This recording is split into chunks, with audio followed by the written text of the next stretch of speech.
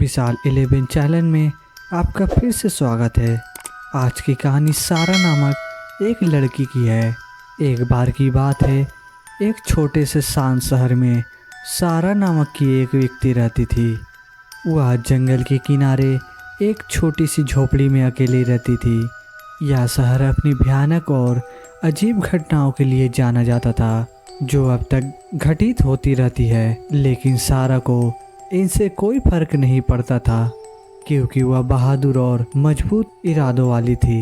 एक दिन जंगल से गुजरते हुए सारा को एक पुराना और खंडर घर मिला। उसने इस घर के श्रापित और प्रेतवादित होने की अफवाहें सुनी थी, लेकिन उसने हमेशा उन्हें मुक्त तापुन की उदंतियाँ कहकर खारिज कर दिया था।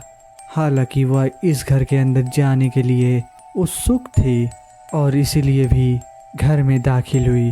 जैसे ही वो चमराते हुए हॉल से गुजरी, उसने महसूस किया कि उसके रीढ़ में अचानक ठंड दौड़ रही है। घर के अंदर की हवा ठंडी और बासी थी और सारा को दीवारों से अजीब सी फुसफुसाहट और कहार सुनाई दी।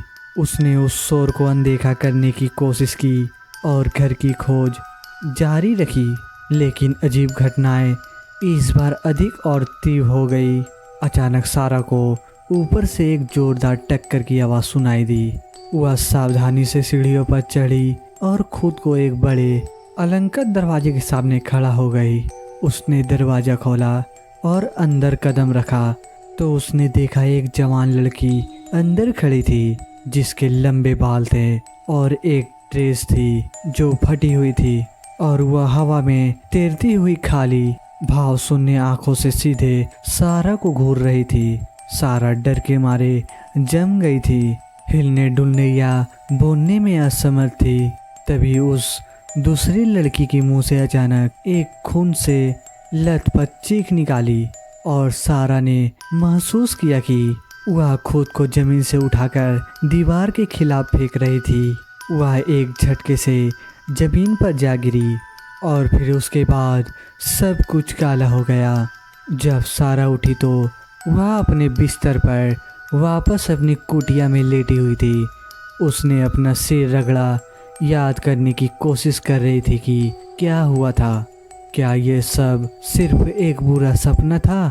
उसे जल्दी से एहसास हुआ कि ऐसा नहीं था, क्योंकि उसके कपड़े अभी भी फटे हुए थे और दीवारों से टकराने के प्रभाव से उसका शरीर में दर्द हो रहा था। सारा यह पता लगाने के लिए ठहरी थी कि उसके साथ क्या हुआ था, इसलिए वह घर लौट आई। वह सावधानी से उस कमरे में दाखिल हुई जहां वह लड़की मिली थी और फर्श में एक छिपा हुआ जाल पाया। वह सीढ़ी से नीचे उतरी और खुद को एक अंधेरे और नम तहखाने में पाया। जैसे ही उसने तहखाने में गहराई तक अपना रास्ता बनाया, उसने खुद को एक बार फिर भूतिया लड़की के साथ आमने सामने पाया। हालांकि इस बार भूत अकेला नहीं था, वह कई अन्य भूतों से घिरी हुई थी, जिनमें से सभी घर में फंस गए थे। इसकी श्रापित दीवारों से बचने में असमर्थ थे। सारा ने भूतों को अपनी कहानी सुनाते हुए सुना। उन सभी की हत्या एक कुर्र और दुराचारी व्यक्ति ने की थी, जो सालों पहले उस घर में रहता था। वह आदमी एक रियल किलर था, जो लड़कियों का शिकार करता था और उन्हें तहखाने में फंसाता था जब तक कि उसके मरने का समय नहीं आता था। भूतनी लड़की आखिर शिकार थी और वह मौत के बाद भी घर से भागने में असमर्थ रही थी। सारा को भूतों के लिए गहरा दुख हुआ और वह जानती थी कि उन्हें शांति पाने में उनकी मदद करनी होगी। उसने अपना सारा साहस इकट्ठा किया और हत्यारे की दुष्ट आत्मा का सामना किया।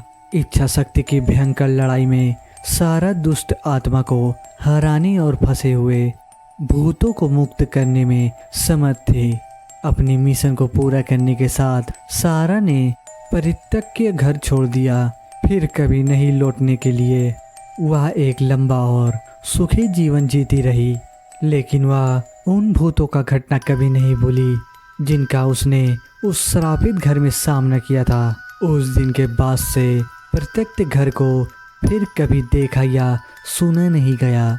लेकिन कुछ का कहना है कि शांत रातों में अभी भी फंसे हुए भूतों की फुसफुसाहट सुनाई दे सकती है, जो उन्हें मुक्त करने में मदद करने के लिए किसी को बुला रहे हैं।